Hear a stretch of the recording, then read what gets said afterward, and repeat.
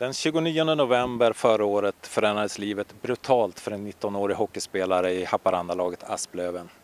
Jozef Viszkocsil fick då beskedet att hans mor och hans 4 systrar dödats i en bilolycka hemma i Slovakien.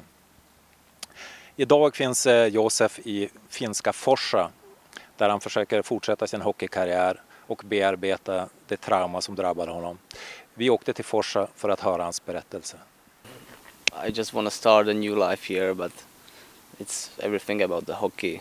Just play hockey here and that's all. You've been in Sweden for like 3 seasons, and last year you played in Asplöven in Haparanda. But then something terrible happened to you and your family. Could you tell us what? Yeah, it was a car crash accident with my mother and 4 sisters, so they all died. So that's the thing. And this was like in late November last year? Yeah, it was 29th November. How did you get the information on what had happened down in Slovakia? In that day I just arrived to the airport in Budapest.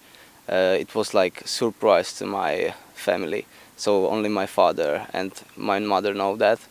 And I just went out and tried to call my father, then I'm already in the airport so he can pick me up there, and he didn't take a phone, so I called my mother. She didn't take a phone also.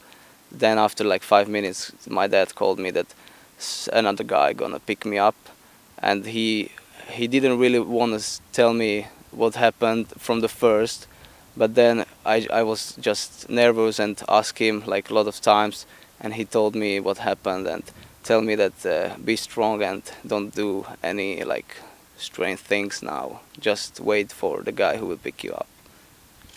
It's impossible for someone like me or anyone else to imagine what happens inside you when you get the information that your 4 sisters and your mother are dead. Could you describe it now, what happened to you?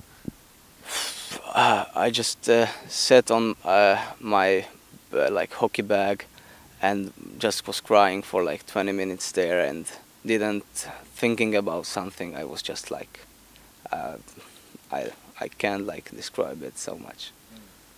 How did you get on with your life? Okay, probably that was my father and my agent who like raised me up, because they was really like strong and always talk to me and ask the questions how I feel and what I need.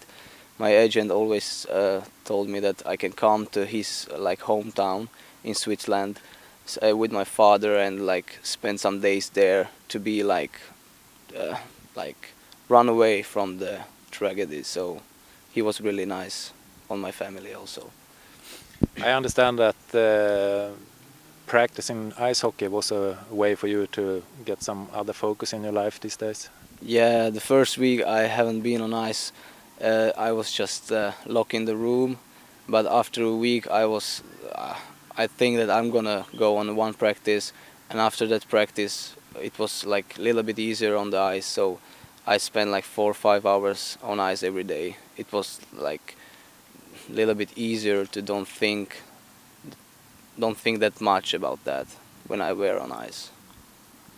And then you went back to Asplöven after a couple of months, I think. Yeah, like 2 or 3 months after. And how was that? How was it? Did Asplöven take good care of you? And yeah, they also did a nice job.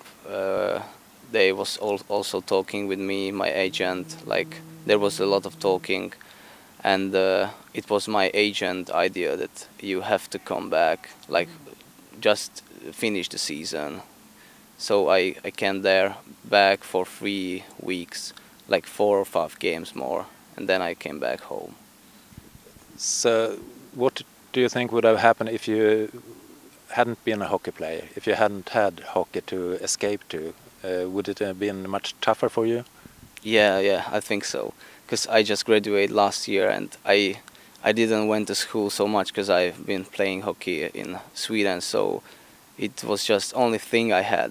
It was hockey and my family, so I lost almost full of my family now, and I have just hockey and my father, and other like sisters and brother. And without the hockey, what would have happened, you think? I can't imagine, but it's like impossible to live again like normal life. So your father, he's still back in Slovakia? Yeah, yes. You weren't thinking of staying there with him, or you wanted to continue with your hockey career? Yeah, that was my idea also. When it happened after Christmas, I didn't go straight back to Asploven. I just stay with him at home, but like he's a strong man, really strong man, so he pushed me to go and continue with your hockey career. So it was like his and my agent's work that I'm still playing. And you feel that that's what your mother and your sister would have wanted to? yeah, I think so. My mother was always like pushing me up with my hockey and my studies, so she was like a phenomenal woman. How old were your sisters? They were like from 15 to 14. So what now? How do you think? How do you want your future to be? I don't really know. I just trying to do my best on ice, so I hope I will make some good team and play good hockey somewhere. And I don't know. The time will show. These maybe not a tragedy like yours happens so very often. It's very rare, but tragedies happens in sports, in hockey clubs for players. Do you have any advice, you have been through this, what a club can do to help when something so terrible happens to a player? The first thing, they need to talk a lot. So just don't be like, we will let him be alone, and that's the worst thing they can do. Just let him be alone. He need to be always with somebody and talk. It doesn't matter, talk about nothing, but he needs to talk with somebody. So talking is the most important thing.